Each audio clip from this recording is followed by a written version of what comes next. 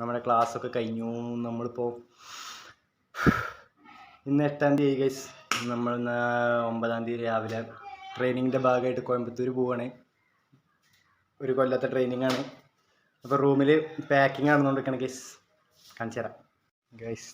നേരെ mummy pack ചെയ്യണം. ഞാൻ പോയതിൻ്റെ ബാഗ് ഒന്ന് പോയി കുറേ ഡ്രസ്സൊക്കെ മേടിച്ചു കൊടുന്നു. വെക്കാം. അപ്പോൾ കുറേ ഡ്രസ്സുകളുണ്ട്. ഷോർട്ട്സ്, തോർത്ത്, 3 ഷർട്ട്.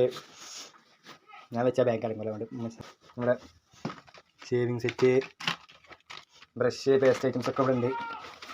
മൊത്തം പാക്കിങ് ഉണ്ട്. നമുക്ക് ലാസ്റ്റ് വെക്കാം ഗൈസ്. വെറും 200 റുപ്പീസിന് വാങ്ങിയ ട്രാക്ക് ഫാൻ്റാണ് ഗൈസ്. വെറും 200 റുപ്പീസ്.